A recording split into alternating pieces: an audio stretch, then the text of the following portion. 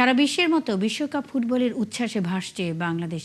আজ বিশ্বকাপে নিজেদের প্রথম ম্যাচ খেলতে নেমেছে গত আসরের চ্যাম্পিয়ন লিওনেল মেসির আর্জেন্টিনা। দেশের বিভিন্ন স্থানে মহাসমারোহে আর্জেন্টিনা ও আলজেরিয়া ম্যাচ দেখছেন আর্জেন্টিনার সমর্থকরা।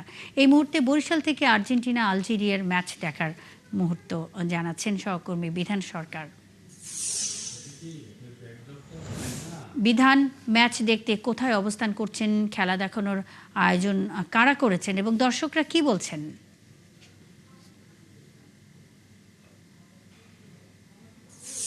ঠিক আছে তো, ঠিক আছে দেখো তো।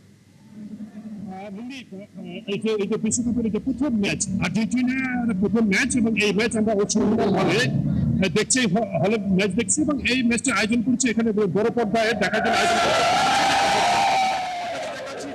বহু উত্তেজনা, এবং এখানে যে যারা সমর্থক যারা রয়েছে এখানে যারা, তাদের সাথে আমরা কথা বলবো।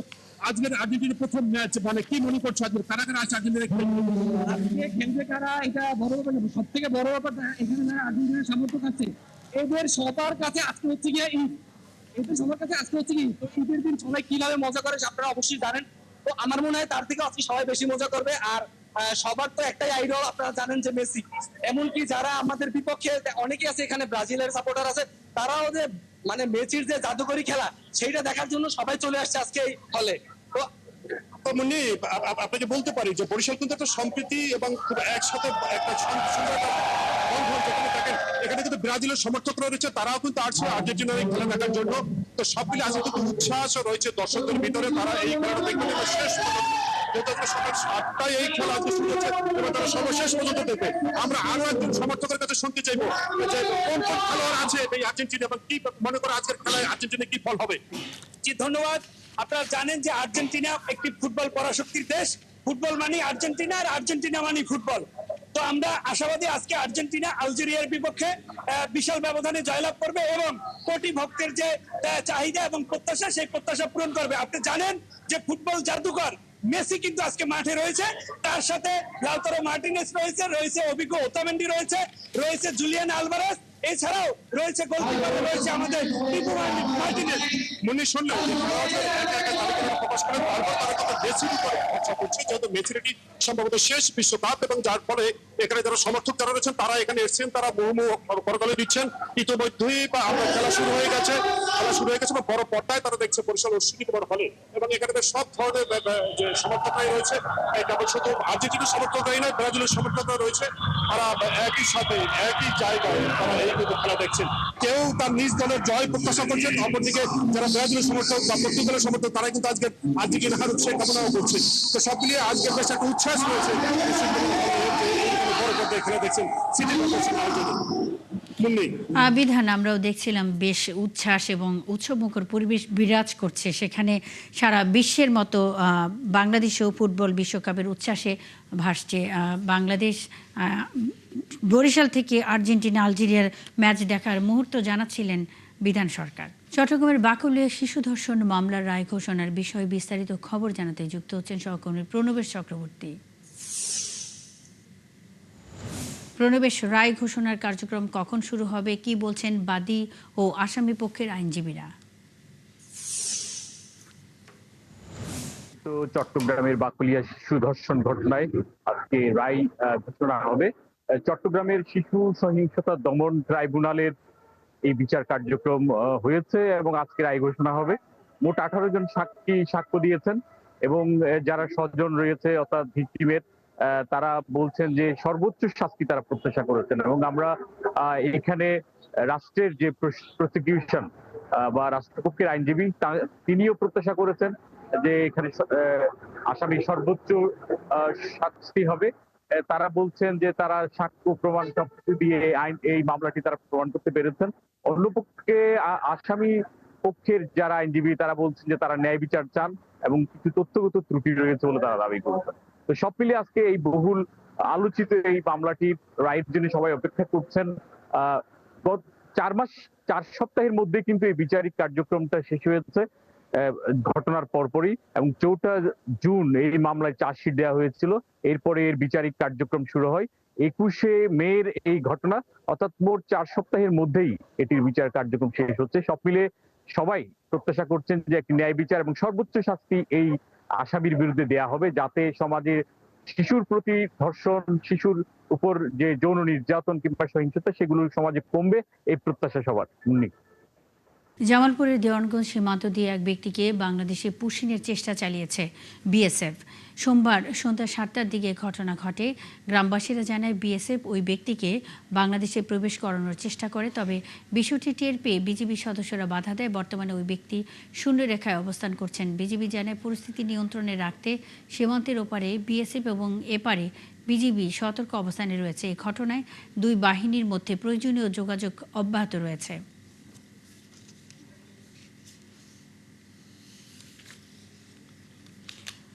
জামালপুর সীমান্তে সবশেষ তথ্য জানাতে যুক্ত হচ্ছেন সহকর্মী আনসারি সুমন। সুমন, সীমান্তের পরিস্থিতি কেমন দেখছেন? পুশিন ঠেকাতে কি কি পদক্ষেপ নিয়েছে বিজিবি?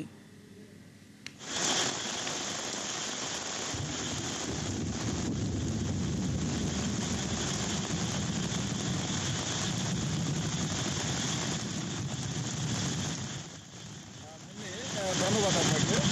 গত সোমবার রাতে যখন মধ্যেচর সীমান্তে বিএসএফ একজন ব্যক্তিকে বাংলাদেশ সীমান্তে পুশিং করে, তখন থেকেই বিজিবি সেই ব্যক্তিকে কিন্তু বাংলাদেশে অভ্যন্তরে প্রবেশ করতে দেয়নি। কারণ বিজিবি যেটি বলছেন যে বিভিন্ন জামালপুরের যে ৭২.৫ কিলোমিটার সীমান্ত এলাকা রয়েছে, সেখানে নানা পয়েন্টে কিন্তু বিজিবি তাদের যে টহল আছে সেটি জোরদার করেছে এবং বিএসএফের যে পুশিং সেটি কিন্তু স্থানীয়দের সাথে নিয়ে কিন্তু ঠেকিয়ে দিচ্ছেন। এই ব্যক্তি 2 দিন আগে মধ্যেচর এলাকায় পুশিং করা হয়েছে এবং বিজিবির শক্ত অবস্থান কারণে বাংলাদেশে প্রবেশ করতে পারেনি। আমি গত রাত্রে বিজিবির কর্মকর্তাদের সাথে কথা বলেছি, তারা যেটি জানিয়েছেন যে কোনো অবস্থাতেই তারা কোনো পুশিং করা ব্যক্তিকে বাংলাদেশে প্রবেশ করতে দিবেন না এবং সীমান্ত এলাকায় বিজিবির সাথে স্থানীয়রা মিলেমিশে কিন্তু সীমান্ত পুরো এলাকাটাই কিন্তু সুরক্ষিত রেখেছে এবং এই গত কয়েকদিনে যদিও 10 জনকে পুশিনের ঘটনা ঘটেছে, কিন্তু বাংলাদেশের অভ্যন্তরে তারা প্রবেশ করতে পারেনি। কারণ বিজিবির শক্ত অবস্থান এবং স্থানীয়দের সহযোগিতার কারণে বাংলাদেশি সীমানায় কেউ প্রবেশ করতে পারেনি। যদিও এই রোলমারি সীমান্তে এবং জামালপুর সীমান্তে এখন পর্যন্ত নোম্যান্সল্যান্ডে সেই 10 জন পুশিং করা ব্যক্তি কিন্তু অবস্থান করছে এবং বিজিবির পক্ষ থেকে যেটি বলা হয়েছে যে তারা কোনো অবস্থাতেই কোনো পুশিং করা ব্যক্তিকে বাংলাদেশে প্রবেশ করতে দেবেন না এবং সীমান্তের যে পরিস্থিতি সেটি কিন্তু মোটামুটি স্বাভাবিক পর্যায়ে রয়েছে। যদিও দুই দেশের মানুষের মধ্যে একটি উত্তেজনা বিরাজ করছে, কারণ এই যে পুশিংয়ের যে বিষয়টি সেটি কিন্তু বাংলাদেশিরা সহজভাবে মেনে নিচ্ছেন না। এই বিষয়ে আনসারি সুমন, অসংখ্য ধন্যবাদ। সঙ্গেই থাকবেন। জামালপুর সীমান্তের সবশেষ তথ্য নিয়ে আনসারি সুমন আমাদের সঙ্গে যুক্ত ছিলেন। কুড়িগ্রামের রৌমারী সীমান্তে বিএসএফের পুশিনের চেষ্টার পর 4 সদস্যের একটি পরিবার রবিবার থেকে শূন্যরেখায় অবস্থান করছে। এদিকে চুয়াডাঙ্গার দর্শনা জয়নগর সীমান্তে 11 জনকে পুশিনের চেষ্টা প্রতিহত করার পর 7 স্তরে নিরাপত্তা বাড়ানো হয়েছে। একইভাবে চাঁপাইনবাবগঞ্জের রোকনপুরে সীমান্তে 2 দিনে 16 জনকে ফিরিয়ে নিয়েছে বিএসএফ। সহকর্মীদের তথ্য ছবিতে প্রতিবেদন। কুড়িগ্রামের রৌমারী সীমান্তে দুদিন শেষেও সমাধান হয়নি শূন্যরেখায় অবস্থান নেয়া বাংলা ভাষাভাষী বেলাল হোসেন ও সুমি আক্তার দম্পতির অবস্থানের। রবিবার 4 সদস্যের পরিবারকে পুশিং করে ভারতীয় সীমান্তরক্ষী বাহিনী বিএসএফ। বিজিবি ও গ্রামবাসীর প্রতিরোধে তারা বাংলাদেশে ঢুকতে পারেনি। চুয়াডাঙ্গার দর্শনা জয়নগর সীমান্ত দিয়ে বিএসএফ এর 11 জনকে বাংলাদেশে পুশিনের চেষ্টা রুখে দেওয়ার পর ওই এলাকার সীমান্তে 7 স্তরের নজরদারি চলছে। চুয়াডাঙ্গা 6 বিজিবির পরিচালক লেফটেন্যান্ট কর্নেল নাজমুল হাসান জানান, বিএসএফ এর পক্ষ থেকে গত 14 জুন ভোরে পুশিনের চেষ্টা ঠেকানোর পর কঠোর নজরদারি চলছে। এদিকে 3 দিনের ব্যবধানে চাঁপাইনবাবগঞ্জের রোকনপুর সীমান্ত দিয়ে আবারও এক নারীকে বাংলাদেশে পুশিনের চেষ্টা ব্যর্থ করে দিয়েছে বিজিবি। এরই মধ্যে ওই নারীকে ফিরিয়ে নিতে বাধ্য হয়েছে বিএসএফ। আবার গতকালকে অনেক রাত্রে তারা 15 জনকে পুশিং করার চেষ্টা করেছে। আবারও প্রতিনিয়ত আগের মতোই আমাদের বিএসএফ এবং রোকনপুর এলাকার আশেপাশে যারা জনগণ আছে তারা বিএসএফকে এই 15 জনকে ফিরে নিতে বাধ্য করেছে এবং জনগণও তাদের আমাদের বিজিবির সঙ্গে একসঙ্গে হয়ে এটাকে প্রতিহত করেছে এবং আমরা আমাদের তোপের মুখে তারা এই 15 জনকে ফিরে নিতে বাধ্য হয়েছে। বিজিবির 16 ব্যাটালিয়নের অধিনায়ক লেফটেন্যান্ট কর্নেল আরিফুল ইসলাম মাসুম জানান, সোমবার গভীর রাতে রকনপুর বিএপি এলাকায় এই চেষ্টা চালানো হয়। ভারতের 88 ব্যাটালিয়ন বিএসএফ এর সদস্যরা নৌকায় করে ওই নারীকে বাংলাদেশে পুশিনের চেষ্টা করে। হাসিবা আলী বর্ণা, 71। 21 বছর পর মৌলভীবাজার সফরে যাচ্ছেন প্রধানমন্ত্রী। জেলা সদর ও শ্রীমঙ্গলে ফ্যামিলি কার্ড বিতরণের পাশাপাশি সমাবেশে যোগ দেবেন তিনি। সকালে সিলেট ওসমানী আন্তর্জাতিক বিমানবন্দরে অবতরণ করবেন প্রধানমন্ত্রী। দুপুরে মৌলভীবাজার শ্রীমঙ্গলে ভিক্টোরিয়া উচ্চ বিদ্যালয় মাঠে স্বল্প আয়ের মানুষের মাঝে ফ্যামিলি কার্ড বিতরণ করবেন সরকার প্রধান। সেখান থেকে সড়কপথে মৌলভীবাজার সদরের সরকারি উচ্চ বিদ্যালয় মাঠে যাবেন, যেখানে রাজনগর উপজেলায় কম আয়ের মানুষের মাঝে ফ্যামিলি কার্ড বিতরণ শেষে সুধী সমাবেশে বক্তব্য রাখবেন। এরপরে দুসাই রিসোর্টে দলীয় নেতাকর্মীদের রাজনৈতিক সভায় যোগ দেওয়ার কথা রয়েছে প্রধানমন্ত্রীর।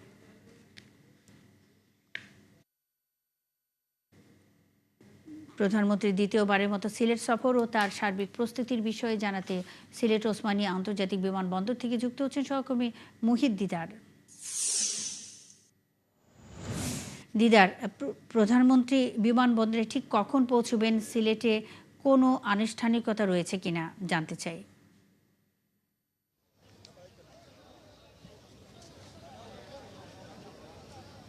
মুন্নি, আপনাকে ধন্যবাদ।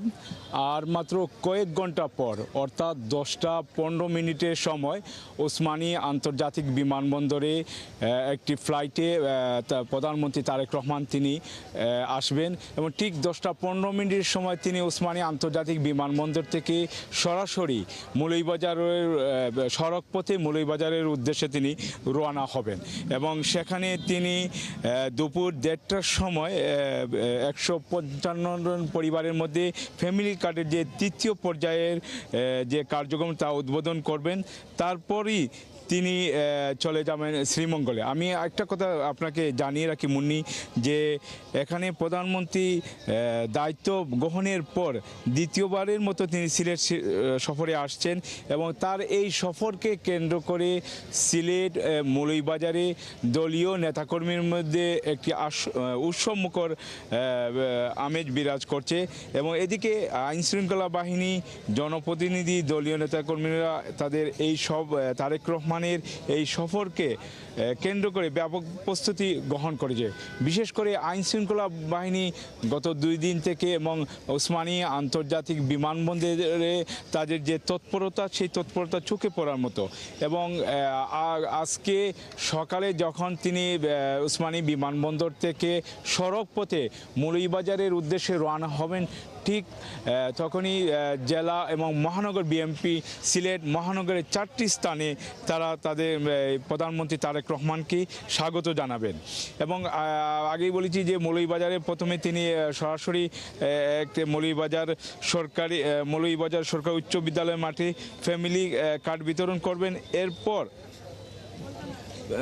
এরপরই তিনি শ্রীমঙ্গলে যাবেন, শ্রীমঙ্গলে ফ্যামিলি কার্ড বিতরণ করবেন। সভা শেষে তিনি 4:45 সময় দুসাই রিসোর্ট আয়োজিত রাজনৈতিক সভায় যোগদান করবেন এবং সভা শেষে বিকেল 5:45 সময় তিনি ওসমানী আন্তর্জাতিক বিমানবন্দরে আসবেন এবং 8:30 সময় ঢাকার উদ্দেশ্যে রওনা হবেন। এই ছিল ওসমানী প্রধানমন্ত্রী তারেক রহমানের আজকে সিলেটে যে কর্মসূচি আছে সিলেট বিভাগে মৌলভীবাজার এবং শ্রীমঙ্গলে, এই কর্মসূচিগুলো, এই তথ্যগুলো ছিল আমার কাছে। মুন্নি, মুহিত দিদার, আপনি আছেন সেখানে, খবর রাখতে থাকুন, আমাদের সঙ্গেই থাকবেন। আমাদের আরেক সহকর্মী মৌলভীবাজার থেকে আহমেদ ফারুক মিল্লাত যুক্ত হয়েছেন। সিলেট হয়ে প্রধানমন্ত্রী যাবেন মৌলভীবাজার ও শ্রীমঙ্গলে, সেখানকার প্রস্তুতির খবরাখবর নিয়ে মিল্লাত যুক্ত হয়েছেন। মিল্লাত, প্রধানমন্ত্রীর এই সফরে কি কি কাজের উদ্বোধন করবেন, সমাবেশ স্থলের প্রস্তুতি কতটুকু সম্পন্ন হয়েছে জানতে চাই।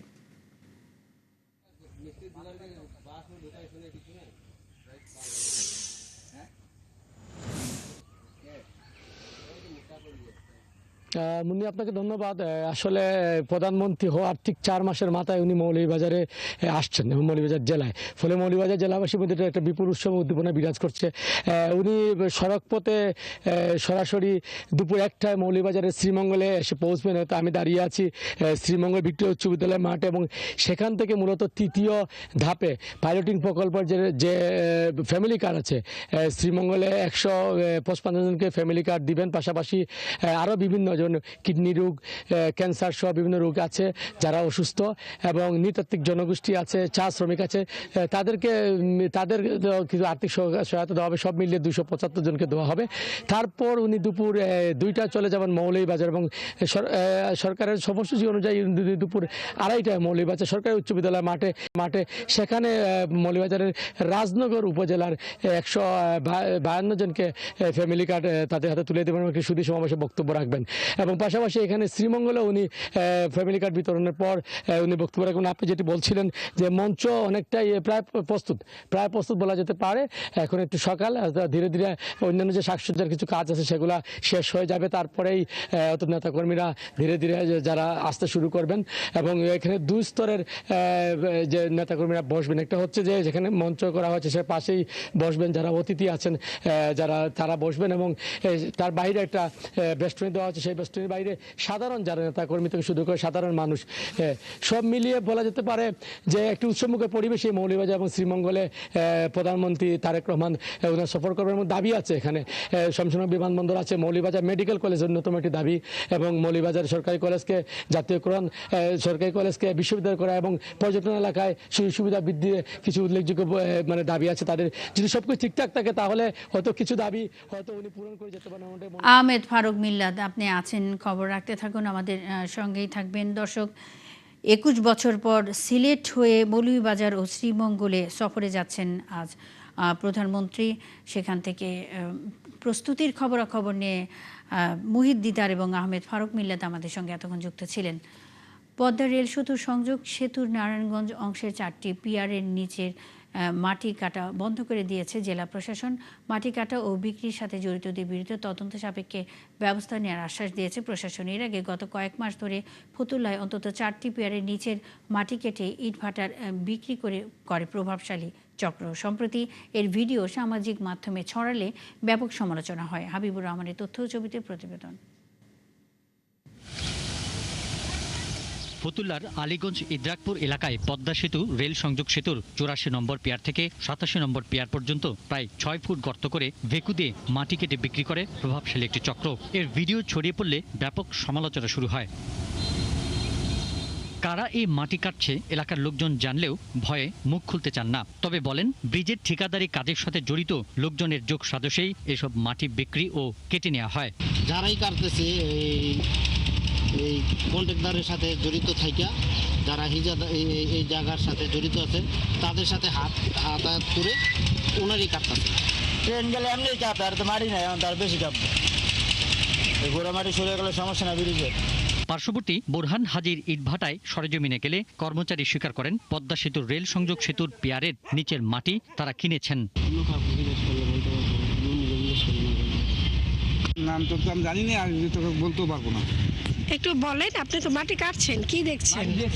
লোকজন তো কাটে দেখছি।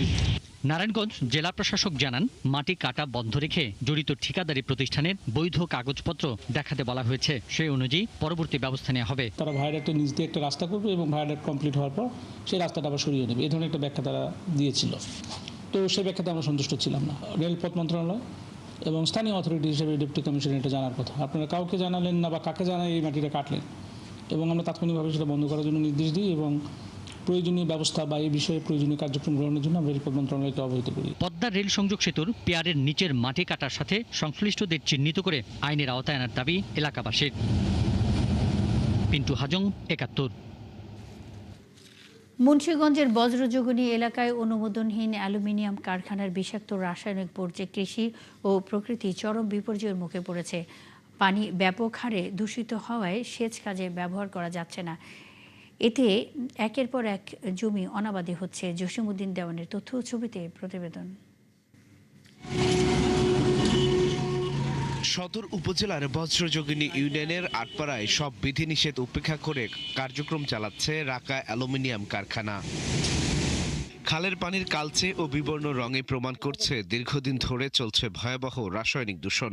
এই দূষিত পানি ব্যবহারের কারণে ফসল পুড়ে যাচ্ছে, নষ্ট হচ্ছে মাটির স্বাভাবিক উর্বরতা। রাকা ইন্ডাস্ট্রির পানির কারণে আমরা জমিতে পানি দিতে পারি না, গাছের গোড়ায় দিলে গাছ জ্বলে যায়। গত 3 বছর যা ফসল করছি সবই লস হয়েছে। প্রতি বছর ওটাতে আমার 50-60 হাজার টাকা শুধু লস হয়েছে। এই পানির কারণে কোনো খেতি পাত্রে কিচ্ছু হচ্ছে না। কারখানার বর্জ্যের কারণে শুধু কৃষি জমি নয়, এই এলাকার দেশীয় মাছ ও জীববৈচিত্র্য প্রায় বিলুপ্তির পথে।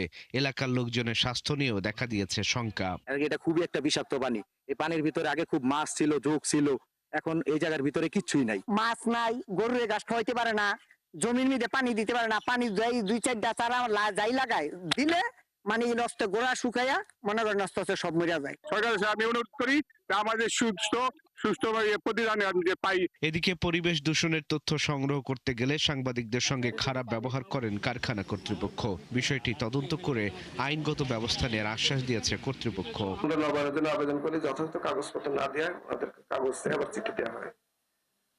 তার পরবর্তীতে ওই অঞ্চল থেকেই অঞ্চল থেকে ওনাকে জিরো ডিসচার্জ মানে প্ল্যান দাখিল করতে বলা হয়।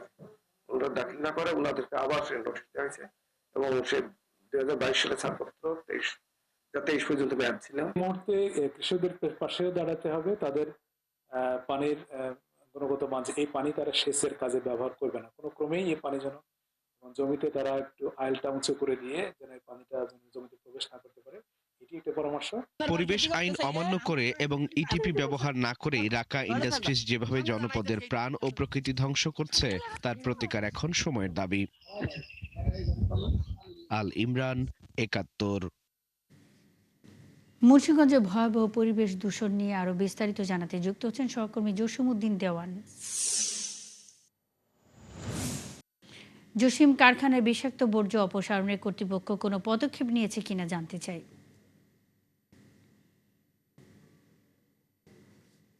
পদক্ষেপ একেবারেই নেয়নি বলা চলে। যে একটি কারখানা যেটা আসলে অ্যালুমিনিয়াম কারখানা এবং অবৈধভাবে গড়ে ওঠা কারখানাটি, যেখানে মাত্র 8 বছরের যে কারখানাটি 1 বছরের জন্য কোন রকম ছাড়পত্র নিয়েছিল, কিন্তু তারপর থেকে 23-এর পরে আর কোনো ছাড়পত্র নেওয়া সম্ভব হয়নি।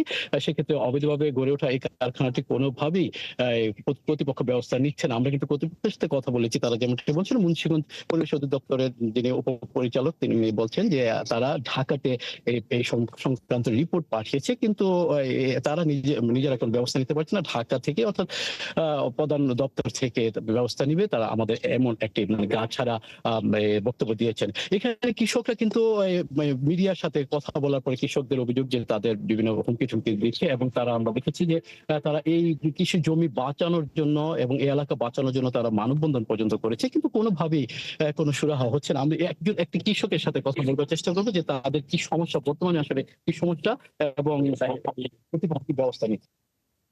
এই আমরা অনেক মিডিয়ার সাথে কথা বললাম, মানববন্ধন করলাম, এটি আমার কোনো সুরাহা হইল না। এই যে দেখেন যে পানির পরিস্থিতি, এই পানি দিলে খালে যে কোনো ফসলও দেখ, যদি কলা গাছও দেখ, আর যে কোনো জালি গাছ, কুমড়া গাছ, মনে হয় লাউ গাছ, শসা গাছ, লুব্বা গাছ, কোনো ফসলে যে কোনো ফসলে দিলে ফসলাদি সব আস্তে আস্তে দিলে 2-3 দিন থাকে, এরপরে গাছটা শুকায় জায়গা, গাছটা মরা জায়গা। আলু খেতে যে মুন্সিগঞ্জের প্রধান খেতে ছিল আলু খেতে, আপনারা কি এই বিষয়ে কোনো অভিযোগ করেছেন কিনা কর্তৃপক্ষদের? এই বিষয়ে তো আমরা ওই যে সাংবাদিক কথা বললাম অনেকদিন ধরে, এরপরে মানববন্ধন করলাম, এই ব্যাপারে কোনো কিছু হইলো না।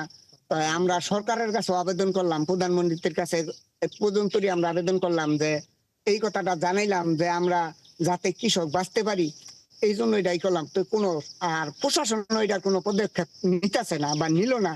কি কারণে নিল না সেটা তো বুঝলাম না। মানুষ বলা বলি করে যে তারা টাকা পয়সা খাইয়া হয়তো আহে না।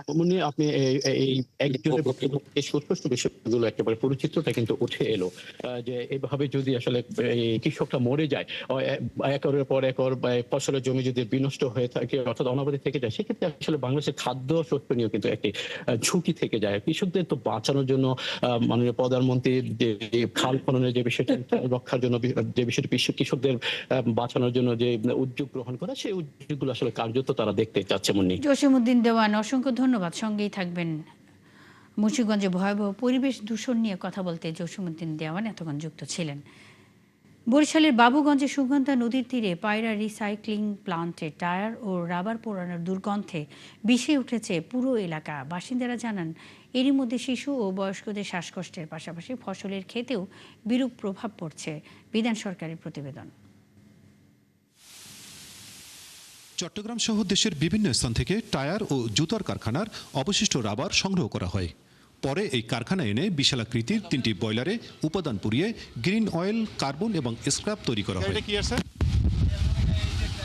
এলাকার লোকজন জানান, বাতাসে ভেসে আসা পোড়া দুর্গন্ধে পুরো এলাকার মানুষ রাতে ঘুমাতে পারছেন না। এরই মধ্যে শিশু ও বয়স্কদের শ্বাসকষ্টের পাশাপাশি ফসলের ক্ষেতেও বিরূপ প্রভাব পড়ছে। এর প্রতিবাদে বিভিন্ন দপ্তরে অভিযোগ দিলেও কাজ হয়নি।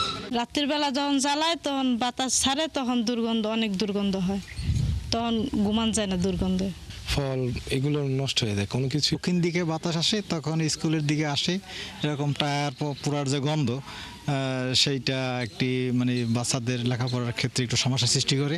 পায়রা রিসাইক্লিং প্ল্যান্টের স্কেল অপারেটর বলছেন, এখান থেকে কার্বন, স্ক্র্যাপ এবং গ্রিন অয়েল উৎপন্ন হয়, যা সড়ক নির্মাণের কাজ, ইটভাটায় জ্বালানি ও রং তৈরিতে ব্যবহৃত হয়। টায়ার এবং প্লাস্টিক জাতীয় বর্জ্য জাতীয় যে রিসাইক্লিংয়ের মাধ্যমে এটা তৈরি হয়, এটা গ্রিন অয়েল বলে। এই গ্রিন অয়েলটা রোডের প্ল্যান্টে ব্যবহৃত হয় এবং কার্বন তৈরি হয়, স্ক্র্যাপ তৈরি হয়। তবে এ নিয়ে পরিবেশ অধিদপ্তরের কর্মকর্তা জানান, প্ল্যান্টের বাতাস থেকে ক্ষতিকর ধূলিকণা, বিষাক্ত গ্যাস ও দুর্গন্ধ নিয়ন্ত্রণ করা হবে, এমন শর্তে পরিবেশ অধিদপ্তরের ছাড়পত্র নেয় কারখানা কর্তৃপক্ষ। এর ব্যত্যয় হলে তাদের বিরুদ্ধে ব্যবস্থা নেওয়া হবে। বর্ণিত অভিযোগ এলাকাবাসী শ্বাস প্রশ্বাস নিতে কষ্ট হয় বা প্রচণ্ড ধরনের দুর্গন্ধ, আমরা একে তার ছাড়পত্রের শর্তের মধ্যে নিয়ে আসার চেষ্টা করবো। তাও যদি না হয়, আমরা একে পরিবেশগত ছাড়পত্র বাতিল করে দেব। প্রতিদিন 7 থেকে 8 টন পুরনো টায়ার ও রাবার পোড়ানো হয় এই রিসাইক্লিং প্ল্যান্টে। বিধান সরকার, 71, বরিশাল। নোয়াখালী জেনারেল হাসপাতালে স্বাস্থ্যমন্ত্রী সর্দার সাখাওয়াত হোসেন হঠাৎ পরিদর্শন করেছেন। এ সময় হাসপাতাল পরিচালনায় ব্যর্থতার দায়ে হাসপাতালের তত্ত্বাবধায়ক মোহাম্মদ ফরিদউদ্দিন চৌধুরীকে ক্লোজ করা হয়। মঙ্গলবার দুপুরে স্বাস্থ্যমন্ত্রী হাসপাতালে পৌঁছে চিকিৎসা সেবা কর্মকর্তা কর্মচারীদের উপস্থিতি এবং সামগ্রিক ব্যবস্থাপনা সরেজমিনে পর্যালোচনা করেন। এ সময় বেশিরভাগ চিকিৎসক ও কর্মকর্তার কর্মস্থলে দেরিতে উপস্থিত হওয়ার প্রমাণ পাওয়া যায়। এ সময় হাসপাতালে চিকিৎসা নিতে আসা রোগী ও তাদের স্বজনরা বিভিন্ন সমস্যা নিয়ে তার সঙ্গে কথা বলেন। হাসপাতালে অনিয়ম অব্যবস্থাপনা দেখে স্বাস্থ্যমন্ত্রী ক্ষোভ প্রকাশ করেন। হাসপাতালের তত্ত্বাবধায়ক মোহাম্মদ ফরিদউদ্দিন চৌধুরীকে ক্লোজ করা হয়। একই সঙ্গে নোয়াখালী সিভিল সার্জন ডাক্তার আনার হোসেনকে হাসপাতালের অস্থায়ী তত্ত্বাবধায়ক হিসেবে অতিরিক্ত দায়িত্ব পালন করবেন। দেখছুন কিনা সপ্তাহে 2 দিন করে পরিষ্কার করলো, এরকম হতো না। টয়লেটে কমোডগুলি ঢেকে রাখা হচ্ছে যাতে ময়লা আমার চোখে না পড়ে। লাল জং আপনারাও দেখেছেন কি অবস্থা, কোনো মানুষ ব্যবহার করার মতো। রোগীদের বেডশিট পরিবর্তন করলে টাকা নেয় দালালরা, সিঁড়িতে বসলে রোগীর অ্যাটেন্ডেন্ট সেইখানে টাকা নেয়। যখন এইগুলির বিরুদ্ধে কথা বলেছে, আপনারা দেখেছেন এইখানে যারা ফেসিস্টের দোষররা এখানে তারা স্লোগান দিয়েছে, তো এইগুলি দিয়ে তো আমাদের কাজ কেউ থামাতে পারবে না। বাংলাদেশ ডেইরি ডেভেলপমেন্ট বোর্ডের মাধ্যমে সারা দেশের দুগ্ধ খামারিরা সুবিধা পাবে বলে জানান মৎস্য প্রাণী সম্পদ মন্ত্রী আমিরুর রশিদ। দেশে মাংসের চাহিদা পূরণে মহিষের জাত উন্নয়ন নিয়ে সরকারের নানা পরিকল্পনার কথাও জানান তিনি। মঙ্গলবার দুপুরে সাভারে বাংলাদেশ ডেইরি ডেভেলপমেন্ট বোর্ড ভবনের উদ্বোধন শেষে আয়োজিত কর্মশালায় এসব কথা বলেন তিনি। বলেন, খামারিদের পালিত গরু মহিষের দুধের গুণগত মান যেমন ঠিক থাকবে, তেমনি দুধ নষ্ট হওয়ার হার কমে আসবে। পাশাপাশি দুধ ও দুগ্ধজাত পণ্যের উৎপাদন বৃদ্ধি, মান নির্ধারণ ও বাজারজাতকরণ সুবিধাও বাড়বে। এ সময় চাকুরি হারানো কর্মকর্তা ও কর্মচারীদের পরবর্তী প্রজেক্টে অগ্রাধিকার ভিত্তিতে চাকুরি দেওয়ার কথাও জানান তিনি। সরকারের কাজ দেশের মানুষের কল্যাণের কাজ করা। এই প্রজেক্টটা গত 7 বছরের পর্যন্ত এই প্রজেক্টটা ছিল। প্রজেক্টটা শেষ হয়ে গেছে, অটোমেটিক তাদের জবও শেষ হয়ে গেছে। আর আপনি যেটা বললেন, আমি এদেরকে এখানে ডেকে নিয়েছি। হ্যাঁ, এটা তো এই বোর্ডের তো আগামী দিনেও আরো প্রকল্প সামনে আসবে। আমার তাদের সাথে কথা বলা, তারা এখানে রোদ্রে দাঁড়িয়ে আছে। পাইপ পেটের দাম তো সবাই আছে, সে দাঁড়িয়ে আছে। আমি তো এই সেক্টরের লোক, যেহেতু এই সেক্টরের মন্ত্রী, সুতরাং আমি তাদের কথাটা শুনতে চাই। আমরা চেষ্টা করব ফিউচারে যদি কোনোদিন এই ধরনের কোনো প্রজেক্ট যদি আসে, তাদের অভিজ্ঞতাটা যেন কাজে লাগায়। নোয়াখালী জেলার কর্মরত সাংবাদিকদের সঙ্গে মতবিনিময় করেছেন নতুন police super NMM Nasir Uddin. মঙ্গলবার পুলিশ সুপারের সম্মেলন কক্ষে এই মতবিনিময় সভা হয়েছে। এতে নতুন পুলিশ সুপার বলেন, জেলার অপরাধ নির্মূলে সব পক্ষ থেকে যদি সহযোগিতা করা হয় তাহলে এটি সম্ভব। তিনি এই লক্ষ্যে সাংবাদিকদের সহযোগিতা কামনা করেন। এ সময় জেলায় কর্মরত সাংবাদিকরা জেলার আইনশৃঙ্খলা, মাদক, ইফটিজিং ও অবৈধ অস্ত্র উদ্ধারের বিষয়ে জেলা পুলিশ সুপারের সহযোগিতা কামনা করেন। ভৌগোলিক নির্দেশক সনদ পেয়েছে মানিকগঞ্জের ঝিটকায় উৎপাদিত ঐতিহ্যবাহী হাজারি গুড়। মানিকগঞ্জের হরিরামপুর উপজেলার ঝিটকা এলাকায় উৎপাদিত এই গুড় ইতিমধ্যে দেশের গণ্ডি পেরিয়ে বিদেশেও সুনাম অর্জন করেছে। মঙ্গলবার শিল্প মন্ত্রণালয়ের পেটেন্ট, শিল্প নকশা ও ট্রেডমার্ক অধিদপ্তর থেকে জিআই সনদ ইস্যু করা হয়। এই স্বীকৃতির ফলে মানিকগঞ্জের হাজারি গুড় বিপণন ও রপ্তানির সুযোগ আরও বৃদ্ধি পাবে। দেশীয় বাজারের পাশাপাশি আন্তর্জাতিক বাজারেও মানিকগঞ্জের হাজারি গুড় নতুন মাত্রা পাবে, যা স্থানীয় অর্থনীতিতে ইতিবাচক প্রভাব ফেলবে। নেত্রকোনার কলমাকান্দা উপজেলায় বন্যায় ক্ষতিগ্রস্ত কৃষকদের জন্য সরকারি ভর্তুকির তালিকা প্রণয়নে অনিয়মের অভিযোগে মানববন্ধন করেছেন স্থানীয় কৃষকরা। মঙ্গলবার উপজেলার বড় খাপন ইউনিয়নের উদয়পুর বাজার এলাকায় মানববন্ধনে শতাধিক কৃষক অংশ নেন। এতে বক্তারা অভিযোগ করেন, সাম্প্রতিক বন্যায় ক্ষতিগ্রস্ত অনেক প্রকৃত কৃষকের নাম সরকারি সহায়তার তালিকায় অন্তর্ভুক্ত করা হয়নি। অন্যদিকে তুলনামূলক কম ক্ষতিগ্রস্ত কিংবা ক্ষতিগ্রস্ত নন এমন ব্যক্তিদের নাম তালিকায় স্থান পেয়েছে। ফলে প্রকৃত ক্ষতিগ্রস্ত কৃষকেরা সরকারি সহায়তা থেকে বঞ্চিত হচ্ছেন বলে দাবি করেন তারা। এই সময় কৃষকেরা দ্রুত তালিকা পুনঃযাচাই করে প্রকৃত ক্ষতিগ্রস্তদের অন্তর্ভুক্ত করার আহ্বান জানায়। গাইবান্ধার গোবিন্দগঞ্জে চলমান খাল পুনঃখনন কাজ পরিদর্শন করেছেন জেলা প্রশাসক মোহাম্মদ মাসুদুর রহমান মোল্লা। মঙ্গলবার উপজেলার মহিমাগঞ্জ ইউনিয়নের সিংজানি এলাকায় গিয়ে তিনি খাল পুনঃখনন কাজের অগ্রগতি ও বাস্তবায়ন পরিস্থিতি সরজমিনে পরিদর্শন করেন। উপজেলার মহিমাগঞ্জ ইউনিয়নের নুরুল্লার বিল থেকে পুনতাইর হয়ে বোচাদহ বাঙালি নদীর স্লুইস গেট পর্যন্ত প্রায় 4 কিলোমিটার দীর্ঘ সিংজানি খালটি পুনঃখনন করা হচ্ছে। প্রায় 1,03,00,000 টাকা ব্যয়ে বাস্তবায়নাধীন এই প্রকল্পটি অতি দরিদ্রদের জন্য কর্মসংস্থান কর্মসূচি ইজিপিপির আওতায় পরিচালিত হচ্ছে। নদী খননের মাটিতে খুলনায় আশ্রয়ণ প্রকল্পের ঘর চাপা পড়েছে। খননের মাটিতে কোথাও আংশিকভাবে ঢেকে গেছে, কোথাও আবার ধসে পড়ার ঝুঁকিতে পড়েছে বসতভিটা। এতে ক্ষতিগ্রস্ত ডুমুরিয়া উপজেলার আশ্রয়ণ প্রকল্পের 2 শতাধিক পরিবার। এর মধ্যে চুকনগরের অধিকাংশ আশ্রয়ণ প্রকল্পের বাসিন্দা পার্শ্ববর্তী একটি গরুর হাটের মাঠে অস্থায়ীভাবে আশ্রয় নিয়েছে। রাজু হাওলাদারের তথ্য ও ছবিতে প্রতিবেদন। নদী খননের মাটিতে চাপা পড়েছে 2022 সালে উদ্বোধন হওয়া আশ্রয়নের ঘর। খুলনার ডুমুরিয়া উপজেলার আটলিয়া ইউনিয়নের বরাতিয়া আশ্রয়ন প্রকল্পের 13টি ঘর অনেকটাই চাপা পড়েছে। ভেঙে গেছে ঘরের টিন, বারান্দা সহ জানালা, দরজা। একই দশা কাঁঠালতলা আশ্রয়ন প্রকল্পের 24টি এবং চুকনগর আশ্রয়ন প্রকল্পের 160টি ঘরের কিছু অংশ। যশোর পানি উন্নয়ন বোর্ডের তত্ত্বাবধানে সম্প্রতি নদী খননের কাজ শুরু হলে নদীর মাটি ঢিবি করে রাখা হয় আশ্রয়ন প্রকল্পের বসতভিটার আশেপাশে। গ্রামবাসীর অভিযোগ, গত 1 সপ্তাহ ধরে নদী খননের ঠিকাদারি পাওয়া প্রতিষ্ঠান প্রথমে সব ঘর ভেঙে ফেলার চেষ্টা করেছিল। প্রতিবাদ করায় তারা বসতভিটে লক্ষ্য করে মাটি ফেলে। ঘরের সালে মাটি পড়েছে ভিতরে, পায়খানা রুম নেই, পোলার ভেঙে গেছে, বাচ্চা কাচ্চা নিয়ে থাকতে খুব কষ্ট হচ্ছে আমাদের সব ভেঙে দিয়ে গেছে, মাটি থুইছে। দুবার টানছি, সেখানে জায়গা কম, সঠিক কম, মানে জায়গার দূরত্ব কম, এই জন্য মাটিটা সরাতে একটু সময় লেগেছে। পানি উন্নয়ন বোর্ড বলছে, বিষয়টি তাদের দৃষ্টিগোচর হওয়ার সাথে সাথেই মাটি সরানোর কাজ শুরু হয়েছে। মানে অলরেডি মোটামুটি মাটি যেটুকু হয়েছিল রিমুভ করা হয়ে গেছে এবং যেটুকু একটু মানুষের ক্ষয়ক্ষতি হয়েছিল ওয়াল টল, ওই জিনিসগুলো আমরা সেনাবাহিনীর সাথে সমন্বয় করে আজকে সকাল থেকে রিপেয়ার করে দিচ্ছি। কালকের ভিতর ওটাই আজিটিভ হয়ে যাবে। যশোর পানি উন্নয়ন বোর্ডের অধীনে ভবদহ এলাকায় নদী পুনঃখনন প্রকল্পের আওতায় যশোরের মনিরামপুর, কেশবপুর, অভয়নগর ও খুলনার ডুমুরিয়া উপজেলার 6টি নদ নদীর 81.5 কিলোমিটার খনন কাজ শুরু হয়। 2026 সালের জানুয়ারিতে শুরু হওয়া নদী পুনঃখনন প্রকল্পের কাজ 2027 সালের জুনে সমাপ্ত হওয়ার কথা। হাসান আহমেদ, 71। ছাত্রীদের স্বাস্থ্য সুরক্ষা সচেতনতায় Women's Federation for World Peace Bangladesh ও মেঘনা গ্রুপের অনন্যা ফ্রেশ প্রোডাক্টসের যৌথ আয়োজনে অনুষ্ঠিত হয়েছে আমার রক্ষক আমি অনন্যা অনুষ্ঠান। মঙ্গলবার সাভার বিশ্ববিদ্যালয় কলেজে শতাধিক ছাত্রীকে নিয়ে এই অনুষ্ঠানের আয়োজন করা হয়। এ সময় চিকিৎসকরা বলেন, নারীরা নিজেদের শরীর নিয়ে না জানলে শরীর সুস্থ থাকবে না, আর শরীর সুস্থ না থাকলে মনও ভালো থাকবে না। অনুষ্ঠানের প্রধান অতিথি ছিলেন ঢাকা 19 আসনের সংসদ সদস্য ডাক্তার দেওয়ান মোহাম্মদ সালাউদ্দিন।